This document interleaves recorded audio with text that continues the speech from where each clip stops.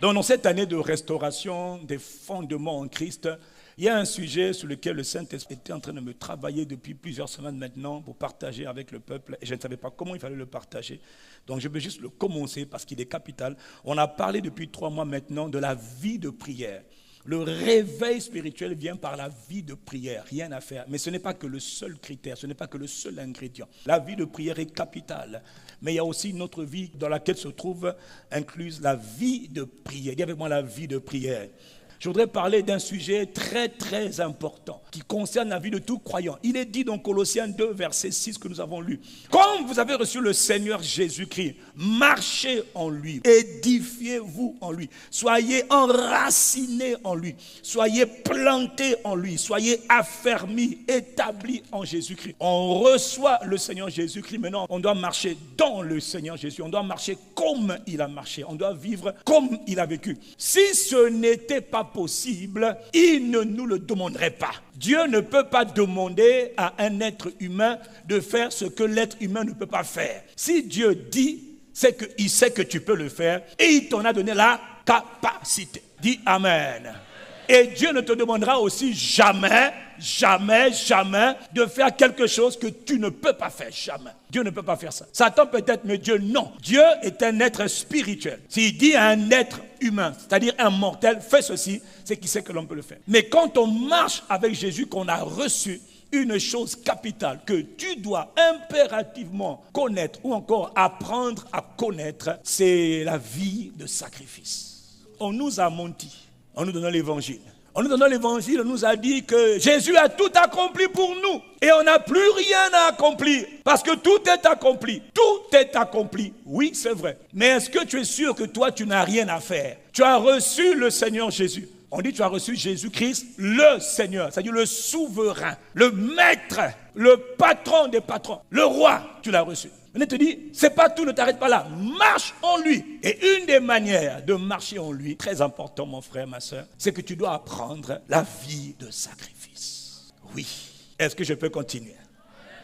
Beaucoup de gens ont reçu le Seigneur Jésus. Et même le Saint-Esprit révèle que nous avons un héritage. Oh oui, un glorieux héritage. Jésus est mort, il a tout donné. Maintenant, nous, on doit juste recevoir et vivre dedans. On n'arrive pas. Le salut a été accordé, c'est-à-dire que je suis né de nouveau. Je suis enfant de Dieu. Et en tant qu'enfant de Dieu, les Écritures révèlent que j'ai droit à un héritage. J'ai un glorieux héritage que Jésus m'a donné par son sacrifice. Mais cet héritage-là, pour en jouir, il faut engager une vie qu'on appelle la vie de sacrifice. Et beaucoup de gens n'arrivent pas à jouir pleinement de ce que Jésus a fait pour eux. Parce qu'il manque une dimension, souvent, qu'on appelle la vie de sacrifice. Le sujet du sacrifice est évoqué plus de 168 fois dans les Écritures. C'est quoi, pasteur, le sacrifice? Un sacrifice, c'est une offrande de grande valeur. Une offrande qui te coûte cher. Quelque chose qui te peine. Quelque chose de difficile à donner. Quelque chose de douloureux à donner. Quelque chose qui a une grande valeur pour toi. Que tu viens donner, sacrifier à Dieu ou à un être spirituel, entre parenthèses, parce que Dieu est un être spirituel. Dieu est esprit. J'ai bien dit un être spirituel. Pas un être humain, non, un être spirituel. Dis Amen et je continue. Toute chose qu'on donne à Dieu d'une manière convenable, qui ne te fait pas mal, qui ne te cause pas de la douleur, ce n'est pas un sacrifice, c'est une offrande. Et tu as raison de donner l'offrande, parce que même l'offrande, dans le monde des esprits, offrande là, c'est pas comme toi et moi on croit. Une offrande est puissante dans le monde spirituel. Une offrande a une grande importance. Dis Amen. On en parlera plus tard. Mais un sacrifice est supérieur à une offrande. Dans ce sens où le sacrifice est une offrande qui coûte, qui est lourde, qui me fait mal, qui me déchire. Je sens que j'ai fait quelque chose d'inhabituel. Mais une offrande n'est pas inhabituelle. Une offrande, c'est une offrande. Si quelqu'un me suit, dit Amen. Dans le psaume 50 au verset 1, il est écrit, psaume d'Asaph, Dieu, l'Éternel parle, l'Éternel convoque la terre, depuis le soleil levant jusqu'au soleil couchant. Ce passage est très important. Dieu rassemble le peuple. Il y a une chose importante que Dieu veut faire. Il dit de Sion, beauté parfaite, Dieu resplendit. Il vient, notre Dieu. Il ne reste pas en silence. Devant lui est un feu dévorant. Autour de lui, une tempête violente. Il crie vers les cieux en haut et vers la terre pour juger son peuple.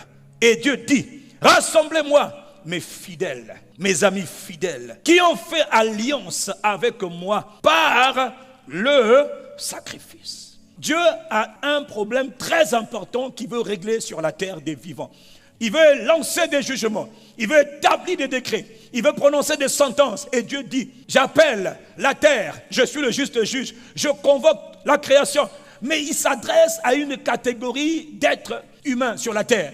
Il dit, rassemblez-moi mes fidèles. Une autre version dit, rassemblez devant moi mes amis fidèles, ceux qui ont fait une alliance avec moi en offrant un sacrifice. Je ne te parle pas de l'offrande.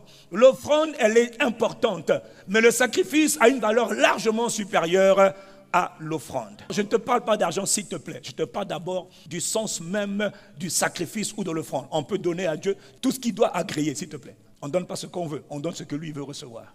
Dis Amen.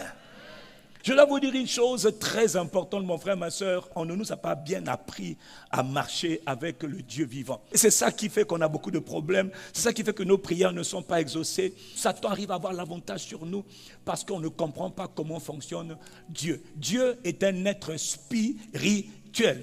Et il dit, rassemblez-moi mes fidèles. Donc la seule catégorie de personnes que Dieu appelle quand il veut gérer, légiférer, établir des jugements très importants. La catégorie d'hommes que Dieu appelle sur la terre, c'est ceux qui font alliance avec Dieu par le sacrifice. Est-ce que je peux continuer? Donc, il faut comprendre une chose, mon frère, ma soeur. Marcher avec un être spirituel va exiger de ta part que tu apprennes la loi du sacrifice. Même quand tu vas chez un sorcier, chez un féticheur, chez un agent de Satan, il y a toujours des règles qui t'imposent. D'ailleurs, personne ne va chez un féticheur les mains vides. Personne ne va chez le féticheur pour dire « j'ai un problème, aide-moi ». Tu ne vas pas chez un féticheur pour dire « j'ai un souci ». Il te dit l'offrande.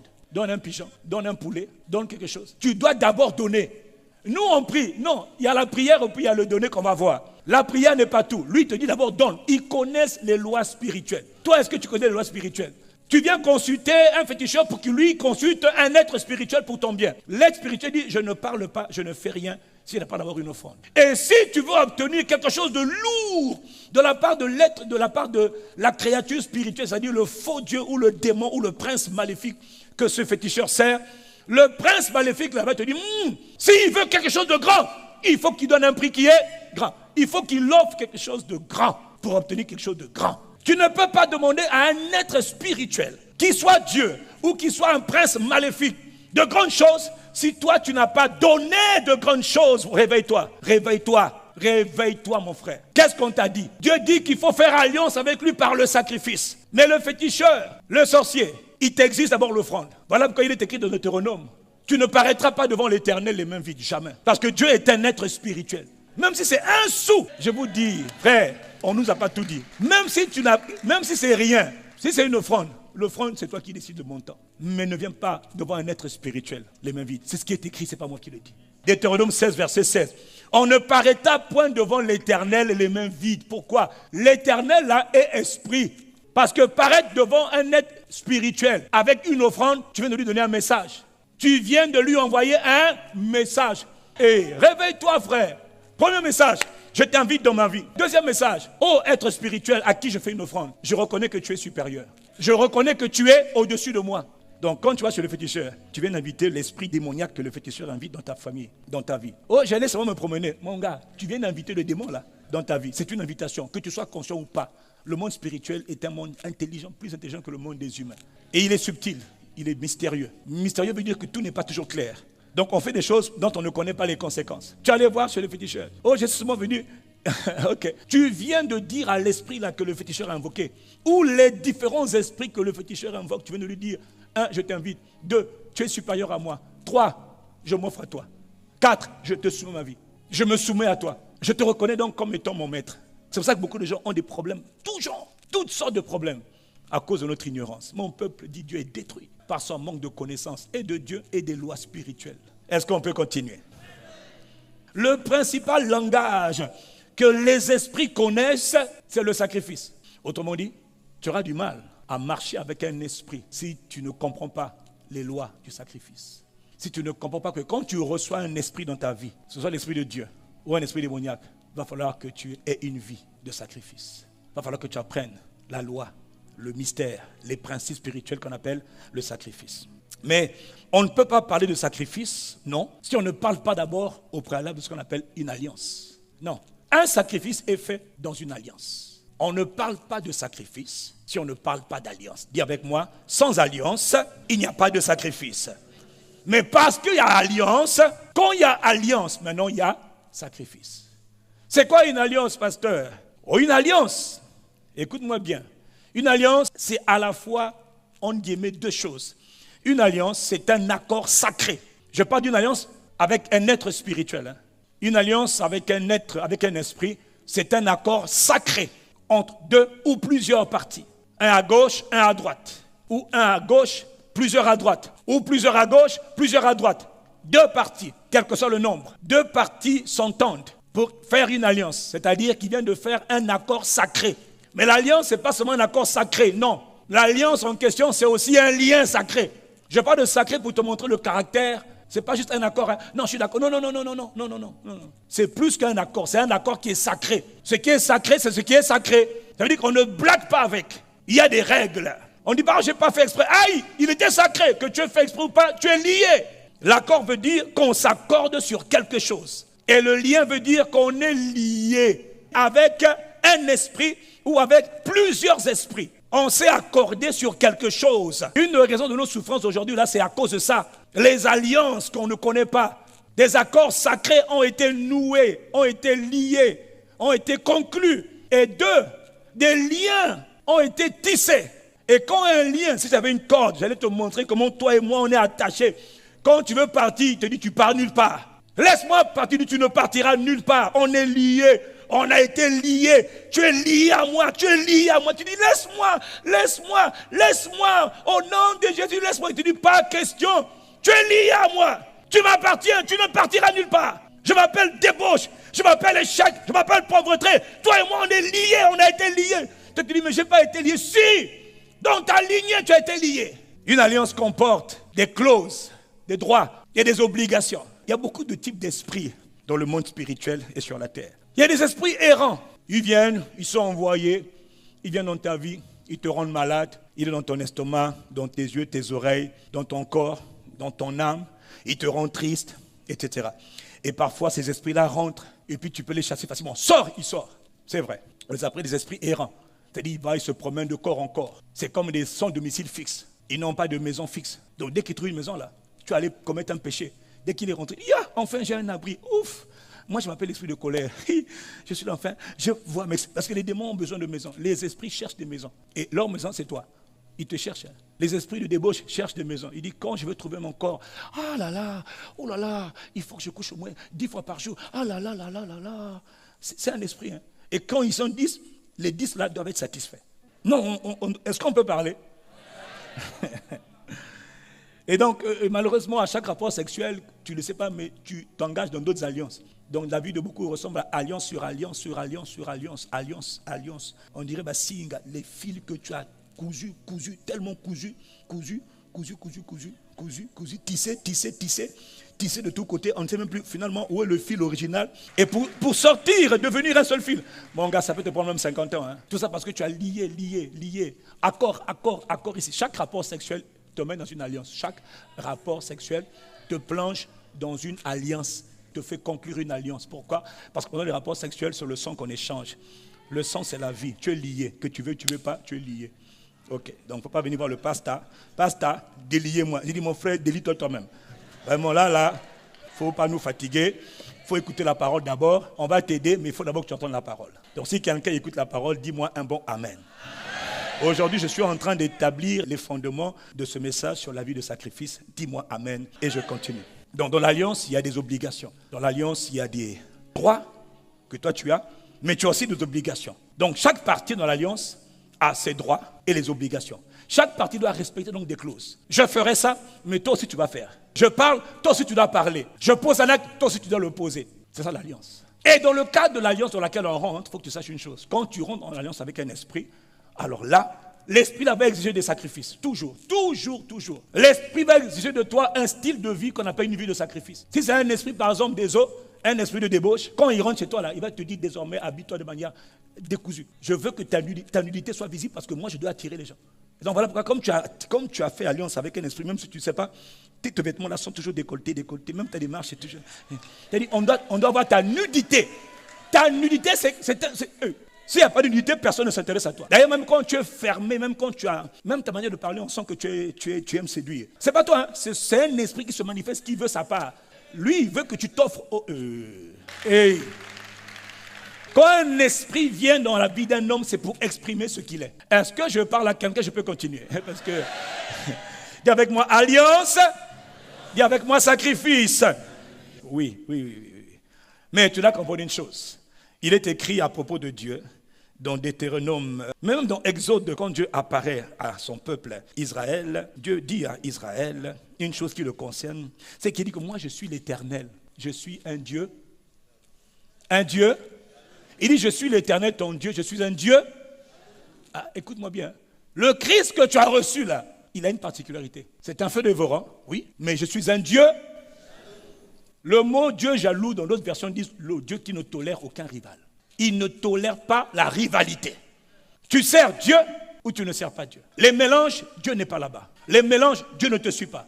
Les mélanges, Dieu n'agrée pas. Je sais qu'il y en a qui aiment avoir un pied dedans, un pied dehors. Dieu n'aime pas ça. Ah non. Avec Dieu, on est 100% ou on est 0%. J'ai des choses à t'expliquer. L'Éternel, ton Dieu, est un Dieu jaloux au milieu de toi. Et si tu oses le défier, c'est-à-dire avoir un autre, la colère de Dieu s'embrasse contre toi. Je sais que dans notre société d'aujourd'hui, on veut tout partager. Non, Dieu, on ne le partage pas. Non, c'est un Dieu qui ne tolère pas la rivalité. Il est jaloux. Ça veut dire qu'il est unique et quand tu te donnes à lui, tu te donnes à lui seul. Donc pour Dieu, c'est 100%. Ça prendra un peu de temps que tu comprennes ça, tu le vives, mais le voyage avec l'esprit va t'emmener à vivre 100% pour Dieu. Est-ce que je parle à quelqu'un? Dis avec moi 100% pour Dieu. Mais il le fait dans le cadre d'une alliance. Donc, je te parle pourquoi? Parce que Dieu, depuis le commencement des temps, n'a jamais voulu vivre au milieu des hommes sans une alliance. Au commencement, Dieu est un Dieu d'alliance. Dieu n'est pas un esprit errant. Dieu est le créateur des cieux et de la terre. Il n'est pas comme les démons qui vont par-ci, par-là. Dieu, non. Dieu est un Dieu d'alliance. Quand il doit marcher avec un homme, venir habiter avec un homme, il faut qu'il y ait une alliance entre Dieu et cet homme. Et cette alliance est conclue entre deux parties, Dieu et l'homme. La première alliance, il y en a eu beaucoup des alliances dans l'histoire des hommes. Il y a une alliance avec Noé, bien sûr. Il y a même eu une alliance avec Adam. Il y a beaucoup d'alliances, c'est vrai. Mais la vraie alliance de Dieu avec les hommes, où Dieu décide de marcher avec un homme, le père de la foi qu'on appelle Abraham. Dieu choisit un homme qu'on appelle Abraham. Il dit, moi je ne marche pas comme les autres. Je ne suis pas un Dieu errant. Non, je suis un Dieu qui ne tolère aucun rival. Il cherche sur la terre. Il trouve un homme âgé, vieillard, c'est vrai. Mais il voit son cœur. Comme quoi ton cœur a un grand rôle à jouer. Les dispositions de ton cœur sont très importantes, ma soeur. Très importantes. Il ne cherche pas un homme parfait. Il cherche un homme qui a le cœur tourné pour lui. Qui est disponible et disposé. Un homme qui est un idolâtre. Un homme qui sert le diable. Dieu va le prendre lui pour en faire un homme nouveau. Et il va se révéler à Abraham dans Genèse chapitre 12. Et il va dire à Abraham, Abraham, quitte ta famille, quitte ta patrie, quitte la maison de ton père et va dans le pays que je te montrerai. Abraham ne connaît pas encore Dieu, mais c'est le début d'un nouveau voyage. Parce qu'il vient de recevoir la présence de Dieu, pas en lui, mais avec lui. Tous les patriarches n'avaient pas la présence de Dieu en eux comme nous aujourd'hui. La présence de Dieu était avec eux, pas à l'intérieur d'eux. Mais ils ont marché comme pas possible avec Dieu. Ils ont fait des exploits avec Dieu. Dis-moi Amen. C'est ainsi que Dieu est venu conclure une alliance avec Abraham. Et Abraham va commencer un voyage. Parce que la vie est un voyage. La vie est un long voyage. Jusqu'à ce que tu quittes la terre, la vie est un voyage. Et Abraham commence à marcher avec Dieu. Et tu remarqueras que quand Abraham marche avec Dieu, Dieu se révèle progressivement à Abraham. Abraham ne connaît pas encore Dieu. Tout comme toi, quand tu reçois le Christ Jésus, tu ne le connais pas. Non, tu ne le connais pas. Mais tu apprends à marcher avec lui, petit à petit. Et tu vois que quand Abraham avance avec Dieu, Genèse 12, Abraham part. Il obéit, parce qu'en parenthèse, quand on marche avec un esprit, une des clauses de l'alliance, c'est l'obéissance. Ah oui, tu ne marches pas avec un esprit si tu ne te soumets pas à lui et si tu ne lui obéis pas. Dis Amen. Et dans les clauses là, les droits et les obligations, tu dois obéir. Lui, il promet et toi, tu obéis. Et toi, tu dois croire. La foi est capitale.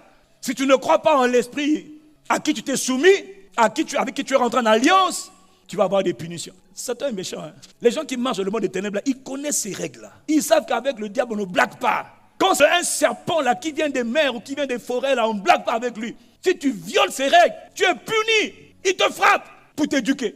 Des fois, il peut te donner la mort pour te sanctionner, te punir. Mais notre Dieu est miséricordieux, oui, mais c'est un Dieu d'alliance. Donc Dieu marche avec les hommes sur la base d'une alliance. Il faut qu'il y ait une alliance. Et dans l'alliance, on prend des engagements. Dans l'alliance, il y a des droits, il y a des obligations. On est liés. Dis avec moi, on est liés. Beaucoup marchent avec Jésus sans savoir qu'ils sont liés à Jésus. Tu ne peux pas faire ce que tu veux. Est-ce qu'on peut continuer? Qu'est-ce qu'on t'a dit? Tu as reçu Jésus, tu as reçu Dieu. L'Esprit de Dieu, le Saint-Esprit est venu vivre en toi. Vous avez conclu une alliance sur la base du sang de Jésus-Christ qui a été versé pour toi. Comment je vis avec lui? Une vie de sacrifice, pas une vie d'offrande. Sacrifice est supérieur à l'offrande. C'est une alliance. En fait, je veux d'abord te rappeler les fondamentaux. Dieu et toi, pour marcher, c'est une affaire d'alliance d'abord. Dans l'alliance, Dieu fait sa part. Dans l'alliance, toi, tu fais ta part. Dieu a des droits et des obligations. À l'intérieur aussi, toi, tu as des droits et des obligations. On nous a dit pendant longtemps que non, Jésus a tout fait. Toi, tu n'as plus rien à faire. Je vais te montrer que c'est faux. Est-ce que je peux continuer? C'est archi faux, non? Et on nous a dit que Dieu fait le maximum. Toi, tu fais le... Oh, Dieu fait le maximum pour toi et toi, tu fais le... Qui croit ça? Qui a entendu ça au moins? Bon, on n'est pas honte. Qui a souvent pensé ça? Dans toutes les églises qu'on était, levez la main. Toi aussi, lève ta main. Qui a souvent cru qu'avec Dieu, c'est Dieu a tout fait, je n'ai plus rien à faire, ou j'ai seulement le minimum à faire, hein, le minimum. Qui a entendu ça? Ah, les autres, vous êtes des bons mots, des menteurs. Hein. Ouh là là. Ouh, dis avec moi miséricorde. Non, avec Dieu, l'alliance, je fais ma part, tu fais ta part. Ok. Dans Genèse 17, Dieu vient encore apparaître à Abraham. Et Abraham a 99 ans. Il est déjà apparu à Abraham dans Genèse 12. Il est encore apparu à Abraham dans Genèse 13. Il est encore apparu à Abraham dans Genèse 15. Il est en train de marcher avec Abraham. Mais tu remarqueras une chose. À chaque fois que Dieu veut emmener son serviteur, son fils Abraham, à une autre dimension de sa vie, il doit faire un sacrifice. Dans Genèse 15, quand Abraham est inquiet, oui, mais moi je m'en vais, mon héritier c'est Éléazar de Dodo, qu'est-ce que je vais faire? Je ne comprends pas. Dieu dit à Abraham, Abraham, sacrifice. Et là, il lui dit, Abraham, ne t'inquiète pas. Regarde les cieux, regarde les cieux, compte les étoiles. Donc, à chaque fois, Dieu vient confirmer la même alliance, les mêmes promesses. Parfois, Dieu peut te dire les mêmes promesses. Mais quand tu vas aller de gloire en gloire, avec les mêmes promesses pour les voir vraiment se manifester, Dieu dit, prochaine dimension, fais un sacrifice. Et ainsi, dans Genèse 17, Dieu apparaît à Abraham. Abraham est âgé de 99 ans. Ça fait 24 ans que Dieu a promis. Mais le gars ne voit toujours rien. Dieu a promis. Abraham ne voit toujours rien. Mais Abraham continue de faire confiance à son Dieu. Et dans Genèse 17, Dieu apparaît à Abraham. Il a 99 ans. Maintenant là, il dit, Abraham, ne t'inquiète pas. Mon nom, tu ne connais pas encore, hein? Mon nom, je m'appelle El Shaddai. Le Dieu tout-puissant ou encore le Dieu suffisant. Moi, quand je viens, là où tu es faible, tu ne peux plus concevoir. J'ai attendu la fin de ton histoire pour commencer à te donner une nouvelle histoire. J'ai attendu que tu arrives au bout de toi-même pour te donner un nouveau départ. Mais moi, je m'appelle le Dieu suffisant. Ça veut dire, hein, là où toi tu ne peux pas faire, hein, ma puissance va rentrer en toi. Hein, maintenant, je vais te rendre capable de concevoir. Mon nom, c'est le Tout-Puissant. Ça veut dire, avec moi, il n'y a rien d'impossible, il n'y a rien d'illimité, absolument rien. Rien n'est trop dur pour moi. Mon nom, c'est El Shaddai. Je suis l'Éternel. Dis ah bon, Amen. Mais il dit à Abraham, il répète encore à Abraham, Abraham, pour que je fasse ce que je veux, sache une chose, j'établis une alliance, je t'emmène dans un autre niveau de mon alliance. En fait, à chaque fois, l'alliance est là. Il marche déjà avec Abraham. Dieu ne marche pas avec toi sans que Dieu ait conclu une alliance avec toi. Dieu va t'emmener dans la même alliance, mais il va t'augmenter. Mais pour t'augmenter à chaque fois, c'est sacrifice. Là, il lui dit, bon, sacrifice, prends, je t'ordonne maintenant à partir d'aujourd'hui, c'est la circoncision. Tout mâle premier-né, 8e jour, sera circoncis. C'est ta part, c'est ma part. Dis Amen et je continue. Mais quand tu vois les récits de Genèse 17, il ne fait que dire, moi, entre parenthèses, l'alliance entre un homme et un esprit, ce n'est pas seulement entre l'homme et l'esprit, faux. C'est entre l'homme et l'esprit et toute la descendance de l'homme. Toute alliance, tout accord sacré, tout lien n'est pas établi avec toi seulement, c'est faux. C'est toi et ta postérité. Si aujourd'hui tu apprends à sacrifier à Dieu, à vivre une vie de sacrifice pour Dieu, frère, les conséquences, tes enfants vont en jouir. Si c'est une mauvaise alliance maléfique, les conséquences aussi, tes enfants vont en souffrir. Il y a beaucoup de choses dont tu souffres aujourd'hui parce que ceux qui étaient avant toi ont fait des alliances. Et ces alliances, ce sont des accords sacrés. Ces alliances, ce sont des liens. Tu es lié à beaucoup d'esprits parce que ce n'est pas toi, c'est eux qui étaient avant toi, ceux qui étaient avant toi qui t'ont lié. Ok, je vais avancer. Quelqu'un dit Amen. J'avance. Dans Genèse 22, on connaît la suite, on sait ce qui s'est passé.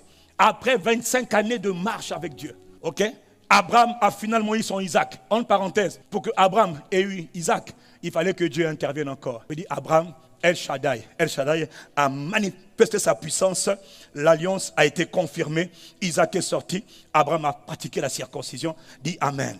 Quelques années plus tard, Isaac est un jeune homme, Isaac a grandi, Isaac est devenu un jeune enfant, ok? Il a une dizaine d'années, c'est un adolescent. Et là, Dieu lui dit, écoute-moi bien, le but de Dieu, c'est d'amener Abraham à une autre dimension de la promesse. Dieu a envie de faire des choses avec toi, mais il ne le fait pas tant qu'il ne t'apprend pas à sacrifier. Jamais. Et là, on voit, Genèse 22, verset 1, Dieu mit Abraham à l'épreuve. Et on connaît l'histoire, Dieu appelle Abraham, Abraham lui dit, me voici. Dieu dit au verset 2, Abraham, prends ton fils, virgule, ton unique, virgule, celui que tu aimes, virgule, Isaac. Moi, j'appelle ça des paroles assassins. C'est-à-dire, il a tué le gars. C'est mon seul fils, c'est ma promesse, c'est mon héritage, c'est mon chouchou, c'est mon bijou, c'est mon bien le plus précieux, c'est tout ce que j'ai dans ce monde. Je suis attaché à cet enfant, tu le sais, tu me l'as donné après 25 années. L'enfant est arrivé. Toute ma vie, tout mon héritage, toute ma joie, c'est cet enfant-là. Dieu veut emmener Abraham à une autre dimension. Mais Dieu, même s'il veut le faire, il doit demander à l'homme de faire quelque chose. Il va emmener Abraham à poser un acte, un sacrifice qu'il n'a jamais fait. Tous les sacrifices qu'Abraham avait fait pour Dieu, Dieu les a agréés. Mais là, il arrive à une étape de sa vie où ce que Dieu lui demande, c'est juste trop fort. Prends ton fils, ton unique, celui que tu aimes. Kombonaye, Isaac. Kumbaya dit Isaac. His name is Isaac. Comme ça, tout le monde a compris. Dis Amen. Va-t'en au pays de Moridja, offre-le en holocauste sur l'une des montagnes que je te dirai. Là, qui demande le sacrifice? Ils sont déjà en alliance. Mais qui demande le sacrifice? Dieu. Il y a deux types de sacrifices. Ce que Dieu demande et ce que l'homme veut faire. Mais quand c'est Dieu qui demande, aïe, il y a une grâce, il y a une gloire. Quand Dieu demande, ça veut dire que Dieu estime que c'est le temps pour toi de passer à un autre niveau. Non, vous n'avez pas compris. Mon frère, il y a des sacrifices dont les hommes sont les initiateurs. Donc toi tu dis, je vais sacrifier à Dieu parce que j'ai besoin de Dieu dans tel domaine. Tu as intérêt à le faire, gloire à Dieu. Maintenant il y a des sacrifices, ce n'est pas toi qui as initié, c'est Dieu qui a initié. Quand ça vient de Yahweh, quand ça vient de Dieu, ça veut dire que Dieu veut t'emmener dans une autre dimension. Mais là il demande à Abraham de faire quelque chose qui est trop fort pour Abraham. Va sur le mont Moridja, offre-le en holocauste, ça veut dire brûle-le. Tue-le et brûle-le. Tue-le et offre-le-moi. Au verset 5, il est écrit qu'Abraham dit à son serviteur, restez ici avec l'âne. Moi et le jeune homme, nous irons jusque là où Dieu nous a appelés pour adorer. La version Darby dit, nous irons jusque là et nous adorerons. C'est la première fois que le mot adoration est sorti. Nous adorerons et nous reviendrons. Quelle foi! On lui demande d'aller tuer son fils, de l'offrir en holocauste. Tue-le, égorge-le, prends-le, mets-le sur l'autel. Il n'y a pas de sacrifice sans autel. Dis Amen. Mais il te dit, nous allons aller, nous allons adorer et nous allons revenir. Les serviteurs disent, ok papa, on te laisse, on vous attend. Abraham part. Son fils lui dit, mais papa, où est le sacrifice? Tout est pas, mais où est le sacrifice? Il dit, Dieu lui-même va pourvoir pour le sacrifice. Il dit pas à son fils, le sacrifice c'est toi que je dois livrer. Et quand il arrive, le fils obéissant, le père obéissant. Le père prend le fils, il lie le fils, il met le fils sur le bois et il attache le fils par obéissance. Dieu lui demande quelque chose d'impossible. C'est tout ce qu'il a de plus cher. C'est tout ce qui lui reste à vivre. C'est son héritage de ses vieux jours. C'est son héritier. C'est ce qui est le plus cher dans le cœur de cet homme qu'on appelle Abraham. Le père de la foi. L'homme de l'alliance. En fait, Dieu veut bénir Abraham. Dieu avait promis qu'il allait faire de lui une bénédiction pour toutes les nations. Il avait promis que toutes les nations de la terre seront bénies en lui. Mais Dieu ne lui avait pas dit comment il allait faire. Parfois, Dieu te donne de bonnes promesses, mais il ne te dit pas qu'est-ce que tu dois faire. Et toi, tu te dis, comme Dieu a promis, Dieu va faire. Oh. Non. Dieu a promis, il va se révéler à toi petit à petit. Il te dira ce que toi, tu dois faire. Parce que dans l'alliance, lui, il parle. Toi, tu as aussi ta part à faire. Pourquoi l'alliance d'Abraham était une alliance formidable? Parce qu'Abraham donnait tout pour Dieu. Et Dieu donnait tout pour Abraham. C'est une alliance. Des deux côtés, on donne la même valeur. Si Dieu donne tout, l'homme doit donner tout. Abraham connaissait le principe. Voilà pourquoi, je répète, Dieu donne tout. Dieu a donné son fils. Le fils a été donné pour toi. De la même manière, toi, tu dois donner tout à Dieu. Frère, écoute-moi bien. Abraham, c'est le père de la foi. Il est l'exemple de la foi. Si quelqu'un me dit Amen. C'est alors qu'Abraham prit le couteau, verset 10, pour égorger son fils.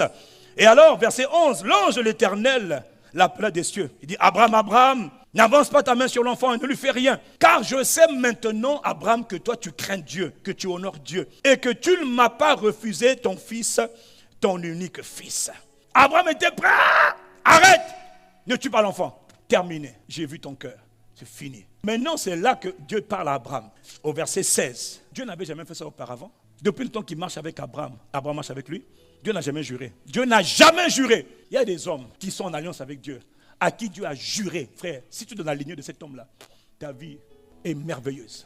Écoutez-moi, il y a des hommes dans ta lignée, il y en a qui ont invoqué des esprits terribles, des esprits maléfiques de haut rang. Ils ont juré, ils ont sacrifié ce qu'ils avaient de plus cher. Ce qui est vrai avec Abraham est vrai dans le monde des ténèbres. Il y a certains esprits terribles de haut niveau, avec qui certains ancêtres ont fait des alliances. Frère, aujourd'hui, toute la famille est déchirée, consumée. Elle souffre parce qu'un homme avait donné ce qu'il avait de très très cher. Dis Amen. Il y a des situations qu'on vit aujourd'hui qui sont les résultats des alliances, des accords sacrés et des liens terribles avec des créatures maléfiques comme démoniaques. Et toutes les familles sont décimées par les mêmes esprits. Mais dans le cas d'Abraham, Dieu a juré. D'autres esprits aussi peuvent jurer. Parce que le monde des ténèbres, ils ne font qu'imiter, copier ce que Dieu fait. Dieu jure, eux aussi ils jurent. Dans notre cas, Dieu a juré. Je le jure par moi-même, parole de l'Éternel. Parce que tu as fait cela, parce que tu n'as pas refusé ton fils, ton unique, je te bénirai, je multiplierai, etc., etc., etc. Dis Amen. Tout ce qu'il avait annoncé à Abraham en Genèse 12. Maintenant, Dieu ne parle plus seulement. Dieu a juré. Ce sont les bénédictions jurées. C'est pour ça que, à cause d'un seul homme, toute sa descendance, mettez-les quelque part. Cette alliance parle jusqu'à aujourd'hui. Mettez un descendant d'Abraham, je vous dis, partout où ils vont, tout ce que Dieu avait promis à Abraham, là, ils le vivent encore aujourd'hui. Mais la bonne nouvelle, c'est qu'il y a la postérité naturelle, et puis il y a la descendance spirituelle d'Abraham. Même quand Dieu promet, mais pour que Abraham rentre en possession d'une bénédiction jurée, d'une promesse jurée du Très-Haut, du Tout-Puissant, il fallait qu'Abraham fasse un sacrifice. La valeur du sacrifice d'Abraham a déterminé la puissance générationnelle qui a touché la descendance d'Abraham. Est-ce que je peux continuer? Abraham était prêt à tout pour Dieu et Dieu était prêt à tout pour Abraham. Donc tu vois, on est loin de cette mentalité mensongère là, où Dieu fait le maximum. L'homme ne fait que le minimum, c'est faux. Abraham a fait le maximum. On l'appelle le père de la foi. Donne-moi un bon amen. La vie de sacrifice, c'est une vie de consécration à un être spirituel. Une vie de sacrifice à un esprit, c'est une vie de consécration totale à cet esprit. Je dis à cet esprit, qu'il soit Dieu ou qu'il soit un esprit démoniaque. Je dis, ma vie, c'est pour toi. Je vis pour ton plaisir. Je vis pour faire ta volonté. Si j'ai donné ma vie à un esprit, à un monstre, à un dragon des eaux, au fond des océans, ma vie, c'est pour faire tomber tous les hommes selon ta volonté. Faire tomber toutes les femmes selon ta volonté. Je t'appartiens pour toujours. Je vais manifester tout ce que tu veux. Si tu veux que je couche avec 10 hommes, pour toi, je coucherai avec 10 hommes. D'ailleurs, je change même de statut. J'arrête mon travail. Maintenant, je vais de maison en maison pour coucher avec tout ce que je trouve. Je suis dédié à toi, ô créature des eaux. Je me livre totalement. Jésus dit dans Jean 10, verset 17, le Père m'aime parce que je donne ma vie. Je sacrifie ma vie. Jésus dit, le Père, moi, il m'aime parce que je sacrifie ma vie afin de la reprendre. Ça veut dire, en parenthèse, que quand tu sacrifies, tu ne perdras jamais. Jamais. Jamais. Et toi, et ta descendance, celui qui sacrifie, celui qui respecte les règles du sacrifice, la vie de sacrifice, ne perdra jamais. Il semble que ça fait mal aujourd'hui, mais ça ressuscitera demain, multiplié. Tout ce qui te fait mal aujourd'hui se convertira en bénédiction abondante. Parce que c'est la loi du sacrifice. Dis Amen. Il dit, personne ne me l'ôte. Ça veut dire que c'est mon choix. Je la donne de moi-même. C'est ça le sacrifice. C'est toi-même qui dois décider de t'offrir. C'est toi-même qui dois dire, je donne ma vie à Dieu. C'est là où beaucoup me disent, ah, cette parole est trop dure pour moi. Qui peut l'écouter? Ah, pasteur, là où je suis arrivé là. Oui. Faire tout ça pour un être que je ne vois même pas. Alors que le gars qui prend soin de moi là, la soeur avec qui je suis là, hey, quand elle me met au lit là, pasteur, entre Dieu que je ne vois pas, puis la soeur que je vois, pasteur, le choix est dur pour moi. Entre les billets que je vois qu'on me donne là, l'argent que je vois là, et Dieu que je ne vois pas, c'est un sacrifice, justement. C'est toi qui décides. C'est toi qui décides. C'est toi qui décides. Est-ce que quelqu'un comprend de quoi je parle? Si le Père m'aime, c'est parce que je sacrifie ma vie. Ça, c'est Jésus. Or, tu sais que nous sommes appelés à l'imiter. Quelqu'un dit Amen. La vie chrétienne, c'est quoi finalement? Dieu voulait sauver les hommes du monde entier. Écoute-moi s'il te plaît. Dieu avait un projet. Après la trahison de Adam, Dieu voulait sauver les hommes du monde entier. Il parlait. Dieu annonce toujours, il annonçait qu'il allait sauver les hommes, qu'il allait racheter les hommes, que les temps allaient venir. Même dans Jérémie, rappelle-toi, dans Jérémie 31, verset 29, alors que les hommes étaient en train de souffrir. Les hommes souffraient parce que quand tu nais dans le monde, tu as un jour de naissance, mais le sang qui est dans ton corps là, et l'eau qui est dans ton corps là, a été transmise par tes ancêtres, par tes parents. Donc tu as un an, tu as un jour, tu as 5 jours, mais en vérité tu n'as pas 5 jours, parce que tu es un être spirituel. Le sang qui vient dans ton corps là, c'est le sang qui coulait dans le corps de tes aïeuls. Et donc les esprits qui se transmettent par le sang, c'est la manière la plus facile, savent que tout ce que tes ancêtres ont fait te touchera. Tout ce qui a été fait dans ta lignée ancestrale, paternelle, maternelle, va te détruire ou va te construire, va te bénir ou va te maudire, va te bloquer ou va te faire avancer. Ça dépend avec qui les aïeux, les ancêtres ont fait des alliances. À qui ils se sont livrés. Dans Jérémie 31, il annonçait déjà, durant ces jours-là, Dieu disait, on ne dira plus, parce que c'est ce qu'on disait, c'était la loi. Les lois établies, les lois générationnelles, transgénérationnelles. Il dit, on ne dira plus, ce sont les pères qui ont mangé des raisins verts et ce sont les enfants qui ont mal aux dents. C'est-à-dire que tout ce que les ancêtres ont fait nous font souffrir. Il dit, verset 30, il annonçait, 800 ans avant que Jésus ne vienne, il disait, chacun mourra en raison de sa faute. Quand un homme mangera des raisins verts, il aura désormais lui-même mal aux dents. C'est-à-dire, les hommes sur la terre n'auront plus à souffrir de ce qui a été fait avant eux et qui les tourmente aujourd'hui. Ce temps va s'arrêter. Ou ça ne sera pas, nos ancêtres ont fait, nous on souffre. Non. Et pour ça, il a annoncé qu'il y aura une nouvelle alliance. Il dit, je vais conclure une nouvelle alliance avec la communauté de Juda et d'Israël. Verset 31, miséricorde. Il a annoncé la nouvelle alliance. Dis avec moi, la nouvelle alliance. Dieu promettait aux hommes que les hommes n'auraient plus à souffrir. Ils ne seront plus obligés d'être torturés, d'avoir les mêmes expériences, les mêmes tourments, les mêmes maladies, les mêmes oppressions, les mêmes expériences, les mêmes témoignages que les ancêtres d'où ils sont issus. Non. Et comment Dieu annonce, comment Dieu va le faire? Pour le faire, il faut que Dieu, qui est en alliance avec les hommes, lui-même, comme Abraham a fait sa part il y a quelques millénaires, Dieu, lui aussi, parce qu'il est dans l'alliance entre lui et Abraham, maintenant le temps vient où Dieu va faire sa part. Abraham a sacrifié son propre fils. Vu du monde des esprits, Abraham a tué Isaac. C'est à la fin que Abraham a substitué, parce que Dieu a dit ne touche pas. Moi, je ne demande pas le sang des enfants. Je ne tue pas un esprit meurtrier. Je suis un esprit créateur, souverain. Je remplace Isaac par un bélier. Tue le bélier. Abraham, tu m'as obéi. Il a juré à Abraham. Maintenant, Dieu, 700 ans, 800 ans après, rentre maintenant en scène pour faire sa propre part. Parce que ce que Dieu veut, c'est le salut. Écoute-moi s'il te plaît. Pour sauver le monde entier, toi, moi, nous tous, nos familles, Dieu va faire lui aussi son sacrifice. Jean 3,16. Dieu a tellement aimé les hommes. Le monde pécheur, le monde maudit, le monde oppressé par Satan, le monde rebelle, le monde qui ne l'aime même pas, mais le monde qu'il a créé. Dieu a tellement aimé les hommes que Dieu va offrir. Offrir veut dire sacrifier. Donner dans ce contexte veut dire sacrifier son propre fils. Il va accomplir la promesse. Les grandes promesses ne viennent pas. Son sacrifice. Le sacrifice est capital pour aller dans d'autres dimensions. Et il ne veut pas seulement sauver Israël, il veut sauver le monde entier. Dieu aurait pu donner une mine de diamants. Dieu n'a pas donné un champ de pétrole pour que les hommes soient bénis. Dieu n'a pas donné un pays. Dieu n'a pas donné de l'or, de l'argent. Dieu n'a pas donné des trésors. Je vous donne telle région du Congo ou d'ailleurs. Allez les hommes, prenez ça, vous êtes bénis. Il n'a pas donné de l'argent. Il n'a pas donné des choses périssables. Dieu a donné son propre fils. Il dit son fils unique. Unique. unique, unique comme Isaac. Dieu fait sa part. Dieu donne ce qu'il avait de plus cher. Son fils unique. Le Père sacrifie son propre fils. Pourquoi? Pour que les hommes ne soient pas perdus, qu'ils arrêtent d'être tourmentés par Satan, pour que tous ceux qui croient en lui, désormais, aient une vie qu'on appelle la vie de Dieu en eux. Qu'ils ne soient pas tourmentés par Satan. Fini. Dieu a fait sa part. Quand on rentre dans l'alliance avec Jésus le Christ, Jésus donne le meilleur, c'est son sang. Toi, tu lui as donné le meilleur, c'est tout ce que tu as. Tout ce que tu es, donne-le lui. C'est ça, la vie de sacrifice dans la nouvelle alliance. C'est pas j'ai fait ce que je fais, je suis sauvé, j'ai reçu Jésus. Ouf, ça t'en part. Il dit je pars pas. Dis amen et je termine.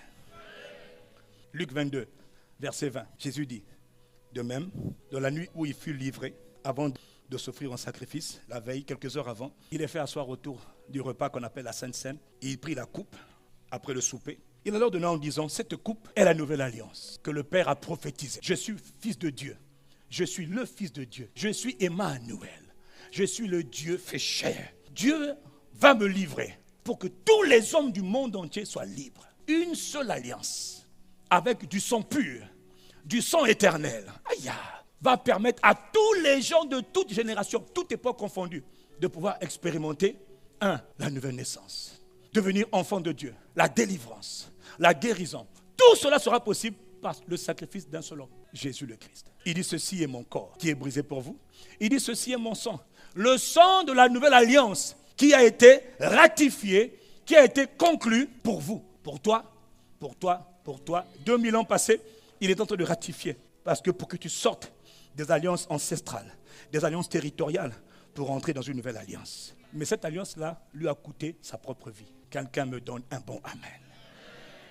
Alors pour atterrir, le fondement de la vie chrétienne, ce n'est pas l'adoration, ce n'est pas les chants, ce n'est pas tout ce qu'on fait, c'est le sang précieux de Jésus-Christ, qui est le fondement de l'alliance nouvelle. Si quelqu'un me suit, donne-moi ton amen. Si tu as conclu une alliance avec Jésus-Christ, alors sache que des deux côtés, dis avec moi des deux côtés, du côté de Christ, dis avec moi, du côté de Christ, et de mon côté, il faut qu'il y ait sacrifice. Est-ce que tu as compris? Le Christ s'est sacrifié. De son côté, il a fait sa part. On est dans l'alliance avec un fondement nouveau, le sang de Jésus. Mais comme il y a alliance, ça veut dire que les deux côtés doivent donner la même chose, la même valeur. Donc arrête de dire que tu donnes à Dieu le minimum. Jamais. On donne à Dieu tout. Dieu donne tout, on donne tout. C'est pour ça qu'il a dit, Romains 12, verset 1. Je vous exhorte par les compassions de Dieu à présenter vos corps en sacrifice vivant, virgule, consacré, virgule, agréable à Dieu. Amen. Donc la vie chrétienne là, qu'on nous a annoncée là, Jésus a tout fait, on n'a plus rien à faire, c'est faux. Jésus a tout fait, nous aussi, on n'a pas à faire ce qu'il a déjà fait. Mais pour jouir de ce qu'il a déjà fait, pour marcher avec lui, on doit donner tout. Et tu ne donneras jamais trop à Jésus de Nazareth, le Christ, jamais. Dis-moi un bon amen. Abraham a renoncé à tout. Tu dois apprendre à renoncer à tout. Et c'est la partie la plus difficile. Oui, pasteur, ça me fait du bien, j'aime trop ça. Tout, c'est tout. Une vie de sacrifice. Jouir des promesses de Dieu pour expérimenter les bénédictions jurées de Dieu que tu attends là. Frère, ce n'est pas seulement prier, non, je vais te le démontrer. Il y a la prière qui est accompagnée d'un sacrifice. Et même la prière en elle-même, c'est déjà sacrifice. Oui, il y a beaucoup de sacrifices qu'on va voir. Dans le Nouveau Testament, il y a des sacrifices que Dieu attend de son peuple. Puisqu'il est venu vivre en toi, il attend de toi des sacrifices. Oh, est-ce que tu es en train de comprendre ce que Dieu dit ce matin? Luc 9, verset 23, je termine. Si quelqu'un veut venir après moi, qu'il fasse comme Abraham, qu'il renonce à lui-même, il s'offre donc en sacrifice. Si quelqu'un veut me plaire, marcher avec moi, qu'il renonce à lui-même, sacrifice, qu'il meure à sa propre volonté, qu'il meure à ses désirs, qu'il meure à ce qu'il aime là. Oh, quand il me fait ça, j'aime trop ça, meurs à ça. Quand il me fait ça, quand il me donne ça, meurs. Personne ne va décider ça, c'est toi qui décides. Mais j'ai de l'argent, meurs à l'argent. C'est dur, frère, c'est dur. Qu'il renonce à sa propre vie. qui se charge de sa croix chaque jour. Hey, pas chaque semaine, hein. Chaque jour, qui se charge de sa croix. Là encore, c'est un sacrifice. Parce que des fois, il y a de la douleur associée au sacrifice. Il y a de la privation qui est associée au sacrifice. Je renonce à certaines relations que j'aime. Ça me fait mal, Seigneur. Il sait, il est passé par là. Couper ça, c'est dur. Il sait, coupe. Il y a des niveaux dans lesquels tu n'iras jamais avec Dieu, tant que ta vie n'a pas été coupée de certaines personnes. Il y a des niveaux de gloire que tu ne verras pas chez Dieu. Tu parles, mais il n'y aura rien. Tant que certaines relations que tu aimes ne sont pas coupées, rien ne va se faire. Rien. Dieu marche avec les hommes qui comprennent la loi du sacrifice. J'aime cette personne qui me fait du bien. Coupe. Il y a des relations qui te disent coupe-les. Il y a de l'argent que tu reçois. Coupe. Ah, ça c'est trop dur. Mais Seigneur, tous mes vêtements là, ça vient de lui. Ça vient d'elle. Je suis une femme gérée, un homme géré. Coupe. C'est là que tu te rends compte que le message de l'apôtre là ne m'arrange pas du tout. Je sais que ça ne t'arrange pas. Le message du sacrifice, c'est un message pour les hommes qui veulent jouir de tout ce que Dieu a préparé pour eux. Abraham a perdu tout. Abraham a perdu tout pendant quelques instants. Et il a récupéré une gloire extraordinaire. Génération après génération, tout ce qui vient d'Abraham est tellement béni, tellement glorieux. Descendant d'Abraham, tu vas dans le désert du Sahara, dans le désert du Niger, dans le désert du Tchad. Descendant d'Abraham, tu prends seulement un grain de maïs, tu plantes en terre. Le Dieu d'Abraham, dans le désert, il te fait germer. Il te donne des fruits là où il n'y a pas possibilité de porter du fruit. Il y a une puissance associée au sacrifice. Ah, tu ne connais pas le sacrifice.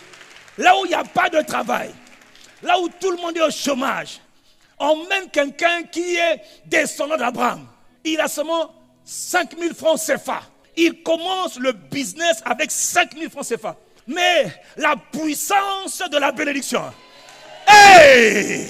Le Dieu d'Abraham, le Dieu de l'Alliance, il se rappelle qu'Abraham a sacrifié tout. Il dit, comme ton ancêtre Abraham a sacrifié tout, ma puissance est engagée envers sa postérité. Tu n'as que 5 000 francs CFA. Avec les 5 000, je commence. Ce n'est pas par ma force, pas par mon intelligence, pas par mes connaissances, pas par mes diplômes, mais c'est par l'esprit de Yahweh. C'est par l'esprit du Dieu vivant.